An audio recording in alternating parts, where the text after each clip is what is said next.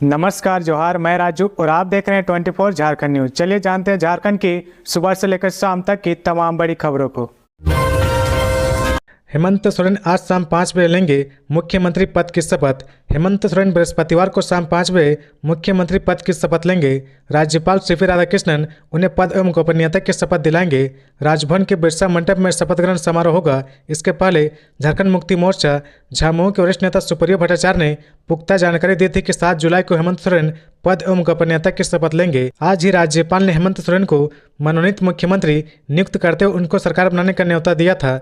न्योता मिलने के बाद झारखंड मुक्ति मोर्चा के कार्यकारी अध्यक्ष ने सोशल मीडिया साइट्स एक्स पर एक ट्वीट करके राज्यपाल सीपी राधाकृष्णन को धन्यवाद दिया। साथ ही लिखा कि विरोधियों द्वारा रची गई लोकतंत्र विरोधी साजिश के अंत की शुरुआत हो गई है। इसके बाद उन्होंने लिखा, सत्यमेव जयते। झारखंड की राजनीति में उस वक्त बड़ा बदलाव आया जब 28 जून को झारखंड हाईकोर्ट ने कथित जमीन घोटाले मामले में गिरफ्तार राज्य के पूर्व मुख्यमंत्री हेमंत सोरेन को जमानत दे दी। हाईकोर्ट ने कहा कि हेमंत के खिलाफ कोई साक्ष्य नहीं मिल रहा। प्रवर्तन निदेशालय ईडी की कार्रवाई अनुमान के आधार पर की गई प्रतीत होती है, इसलिए हेमंत सोरेन को जमानत दी जाती है। उसी दिन हेमंत जेल से रिहा हुए। उसके बाद राजनीतिक घटनाक्रम में तेजी से बदलाव आया। इंडिया गठबंधन विधायक दल की बैठक 3 जुलाई को बुलाई गई। बैठक में हेमंत सोरेन को विधायक दल का नेता चुन लिया गया। इसके साथ ही तय हो गया कि चंपा सोरेन इस्तीफा देंगे और हेमंत सोरेन फिर से झारखंड के मुख्यमंत्री के रूप में पद एवं गोपनीयता की शपथ लेंगे।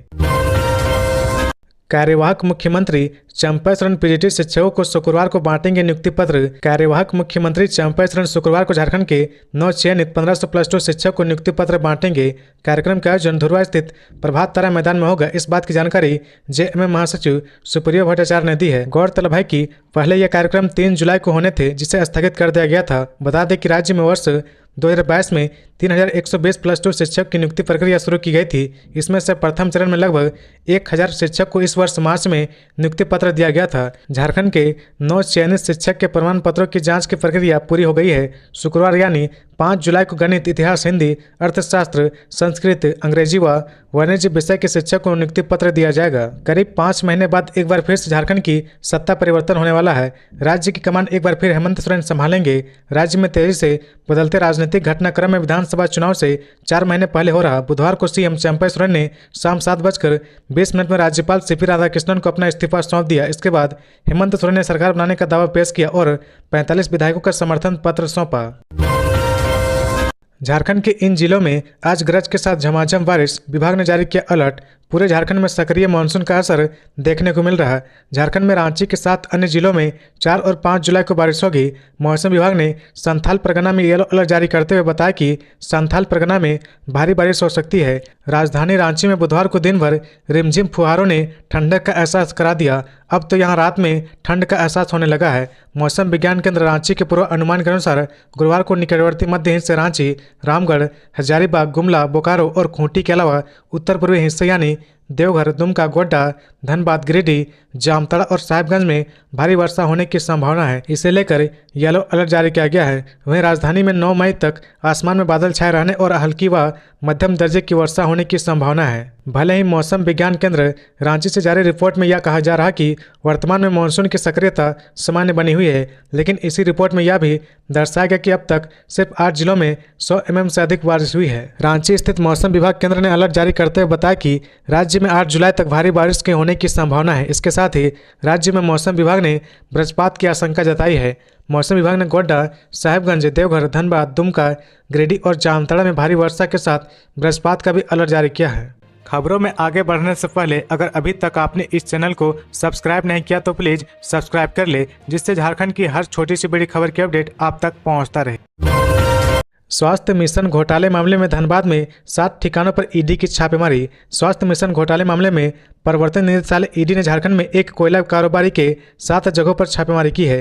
बृहस्पतिवार को सुबह सुबह ईडी की अलग अलग टीमों ने धनबाद में 5 जगह जांच शुरू की। बाद में और 2 जगहों पर ईडी की टीम ने छापेमारी की। ईडी की छापेमारी वर्ष 2011-12 में हुए स्वास्थ्य मिशन घोटाले से संबंधित है। ईडी की टीमों ने प्रमोद सिंह, रविंद्र सिंह, अश्विनी कुमार, दिव्य प्रकाश और अजित सिंह के ठिकानों पर छापेमारी की। प्रमोद सिंह के सरायढेला के सावलपुर स्थित सहयोगी नगर सेक्टर 3 स्थित ठिकानों पर छापेमारी की कार्रवाई शुरू की। बाद में कोयला कारोबारी प्रमोद सिंह के पिता के रघुनाथ नगर स्थित ठिकाने और नूतनडी कॉलोनी में रहने वाले एक बर्खास्त सिपाही के यहाँ छापेमारी की। रविंद्र सिंह के धनबाद के नवाडी स्थित श्री राम कुंज, अश्विनी कुमार के धनबाद स्थित सोनार डी के कालीनगर, दिव्य प्रकाश और अजित सिंह के धनबाद में भूली स्थित ठिकानों पर छापेमारी की गई। प्रमोद सिंह का भी NHM में संविदा पर काम करता था, बाद में उसे बर्खास्त कर दिया गया तो कोयला के कारोबार से जुड़ गया। अजित सिंह कोयला कारोबारी प्रमोद सिंह का ड्राइवर है। भूली स्थित उसके घर पर भी ईडी की टीम की छापेमारी जारी है। आरोप है कि प्रमोद सिंह के स्वास्थ्य विभाग में संविदा कर्मी के रूप में करोड़ों रुपए का घपला किया था। उसी सिलसिले में आय से अधिक संपत्ति के मामले में प्रमोद सिंह और उससे जुड़े लोगों के यहाँ छापे पड़े हैं।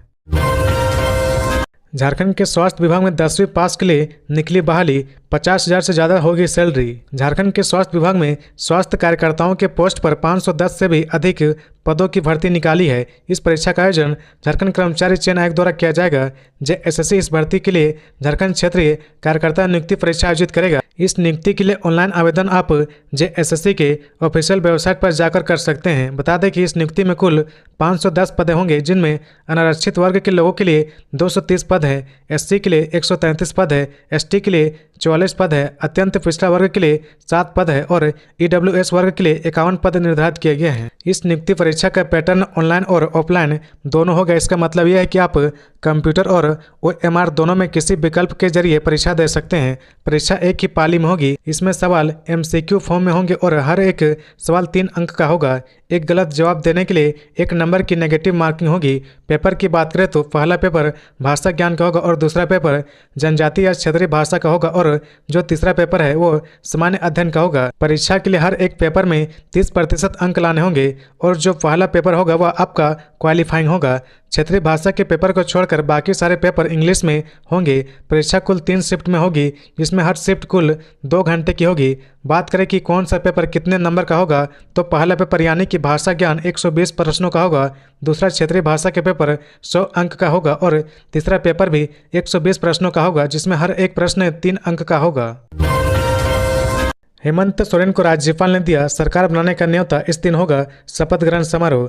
झारखंड में बदले राजनीतिक घटनाक्रम के बीच हेमंत सोरेन ने झारखंड मुक्ति मोर्चा, झामू एवं सहयोगी दलों कांग्रेस और राष्ट्रीय जनता दल राजद के नेताओं के साथ बृहस्पतिवार को राज्यपाल CP राधाकृष्णन से मुलाकात की। राजभवन ने हेमंत सोरेन को सरकार बनाने का न्योता दिया है। झारखंड में झारखंड मुक्ति मोर्चा, कांग्रेस, राष्ट्रीय जनता दल और वाम दलों के गठबंधन की सरकार चल रही है। हेमंत सोरेन जब जेल में गए थे तो चंपा सोरेन को उनकी जगह झारखंड के मुख्यमंत्री की जिम्मेदारी सौंपी गई थी। 28 जून को झारखंड हाईकोर्ट ने हेमंत सोरेन को कथित जमीन घोटाले मामले में निर्दोष करार देते हुए उन्हें रिहा करने का आदेश दिया था। रिहाई के बाद हेमंत सोरेन एक बार फिर झारखंड के मुख्यमंत्री की कुर्सी संभालने जा रहे हैं। इस बाबत बुधवार को दिन भर विधायक दल की बैठक चली। बैठक में हेमंत सोरेन को फिर से विधायक दल का नेता चुन लिया गया है। इसके बाद तय हुआ कि चंपा सोरेन इस्तीफा देंगे और हेमंत सोरेन सरकार बनाने का दावा पेश करेंगे। शाम को चंपा सोरेन ने राजभवन जाकर अपना इस्तीफा सौंप दिया था। इसके बाद हेमंत सोरेन ने सरकार बनाने का दावा पेश किया। गिरिडीह से 5 शातिर साइबर अपराधी गिरफ्तार, ऐसे देते थे लोगों को झांसा। साइबर अपराधियों के खिलाफ गिरिडीह पुलिस का अभियान निरंतर जारी है। आए दिन अलग अलग इलाकों में ठगी की गिरफ्तारी होती रही। अब एक बार फिर पुलिस ने साइबर अपराध के खिलाफ बड़ी सफलता हासिल की है। दरअसल बेंगाबाद थाना क्षेत्र के खंडोली डैम के समीप 5 शातिर साइबर अपराधियों को पुलिस ने धर दबोचा है। वे लोगों को लड़कियों से न्यूड वीडियो कॉल कराने के झांसा देकर और गर्भवती महिलाओं को मातृत्व लाभ राशि दिलाने के नाम पर ठगी करते थे। गिरिडीह पुलिस अधीक्षक ने बताया कि प्रतिबिंब पोर्टल के माध्यम से सूचना मिली कि कुछ साइबर अपराधी बेंगाबाद थाना क्षेत्र के खंडोली डैम के समीप बैठकर ठगी कर रहे। सूचना के बाद साइबर DSP आबिद खान के नेतृत्व में एक टीम का गठन किया गया, जिसमें पुलिस अधीक्षक रोहित कुमार महतो, पुलिस अवर निरीक्षक पुनीत कुमार गौतम, आरक्षी जितेंद्र नाथ महतो और अरविंद कुमार को शामिल किया गया। इसके गठित टीम ने जब खंडोली डैम पास उस स्थान पर छापेमारी की जहां से सभी को ऑन द स्पॉट ठगी करते हुए गिरफ्तार कर लिया गया। उसके पास से 7 mobile phone, 8 SIM card, 2 bike और 5 ATM कार्ड बरामद किए गए। पूछताछ में सभी ने अपना जुर्म कबूल कर लिया है। साइबर अपराधियों ने बताया कि अलग अलग फोन नंबर से लोगों को लड़कियों के जरिए न्यूड वीडियो कॉल करने के नाम पर पहले झांसा देते थे, उसके बाद उन्हें ब्लैकमेल कर ठगी करते थे। इसके अलावा वे गर्भवती महिलाओं को मातृत्व लाभ राशि दिलाने और कैश बैंक के नाम पर फर्जी लिंक भेजकर ठगी करते थे। साथ ही ये फर्जी सिम कार्ड और बैंक खाते के जरिए भी लोगों को चूना लगाने का काम करते थे। रांची में स्कूल से लौट रही छात्रा के साथ दुष्कर्म, जंगल में ले जाकर किया दुष्कर्म। रांची के सिले थाना क्षेत्र के मुरुज जंगल के पास स्कूल से लौट रही नाबालिग छात्रा से दुष्कर्म करने का मामला सामने आया है। मामले का आरोपी गिरफ्तार हो चुका है। घटना को लेकर बताया जाता है कि सोमवार को स्कूल से छुट्टी होने के बाद लगभग 2 बजे छात्रा साइकिल से घर लौट रही थी। तभी देवराज महतो नामक शख्स ने बाइक से पीछा कर खमार टिकरा के पास छात्रा को रोककर मुरुज जंगल ले गया। वहां उसके साथ दुष्कर्म किया। नाबालिग ने जब शोर मचाया तो मवेशी चरा रहे कुछ चरवाहे वहां पहुंचे। ग्रामीण को आता देख आरोपी भाग निकला। वह अपने दोस्त रवि लोहरा के घर में छिप गया। तब तक ग्रामीणों ने उसकी बाइक अपने कब्जे में ले लिया। इसके बाद लोग रवि लोहर के घर पहुंचे और उसे पकड़कर पुलिस के हवाले कर दिया। पीड़िता ने आरोपी के खिलाफ प्राथमिकी दर्ज कराई थी। नीट पेपर लीक मामले में सीबीआई को मिली बड़ी सफलता। धनबाद से अमन सिंह गिरफ्तार। धनबाद में नीट परीक्षा पेपर लीक मामले में सीबीआई ने बड़ी कार्रवाई की है। जानकारी के मुताबिक नीट यूजी पेपर लीक मामले में सीबीआई की टीम ने रविंद्र उर्फ अमन सिंह को गिरफ्तार किया है। अमन सिंह पेपर लीक का मुख्य साजिशकर्ता बताया जा रहा। जानकारी के अनुसार सीबीआई की टीम ने आरोपी अमन सिंह को धनबाद के सरायढेला थाना क्षेत्र के कार्मिक नगर स्थित बापू नगर के बिंदु अपार्टमेंट से गिरफ्तार किया है। फिलहाल सीबीआई अमन से पूछताछ कर रही है। बता दें कि पुलिस ने देवघर में छापेमारी कर प्रश्न पत्र बरामद किए थे जो हजारीबाग के ओएसिस स्कूल सेंटर से हुबहू पाए गए, जिसके बाद सीबीआई टीम ने हजारीबाग में कार्रवाई की। कई दिनों तक ओएसिस स्कूल के प्रिंसिपल से पूछताछ की, जिसके बाद टीम ने प्रिंसिपल को गिरफ्तार कर लिया। इस मामले में अब तक कुल 4 लोगों को सीबीआई ने गिरफ्तार किया है, जिसमें हजारीबाग से जमालुद्दीन ओएसिस स्कूल के प्रिंसिपल और वाइस प्रिंसिपल शामिल है, साथ ही धनबाद का अमन सिंह। बता दें कि अमन सिंह पेपर लीक कांड में फरार रॉकी का बेहद खास है और रॉकी संजीव मुखिया का भांजा है जो रांची में होटल कारोबार से जुड़ा हुआ है। रॉकी ने नीट पेपर लीक के बाद उसका जवाब तैयार करने के लिए सोलवर्स का जुगाड़ किया था। रॉकी झारखंड में संजीव मुखिया गिरोह का खास एजेंट है। रांची और पटना के एमबीबीएस स्टूडेंट को सोलवर्स के तौर पर इस्तेमाल किया गया।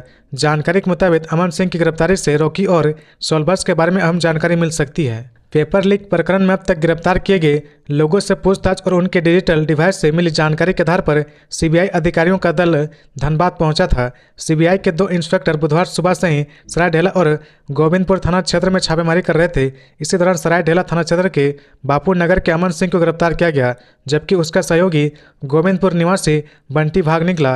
हालांकि सीबीआई टीम ने बंटी की एक्सयूवी को जब्त कर लिया है और धनबाद सीबीआई कार्यालय को सुपुर्द कर दिया है। सीबीआई की टीम अमन सिंह को गिरफ्तार कर अपने साथ पटना ले गई है। वहां उसे सीबीआई के विशेष न्यायाधीश की अदालत में पेश करने के बाद रिमांड पर लेकर उससे पूछताछ की जाएगी। सीबीआई सूत्रों से पेपर लीक गिरोह के साथ अमन के व्यापारिक संबंध होने की बात कही गई है।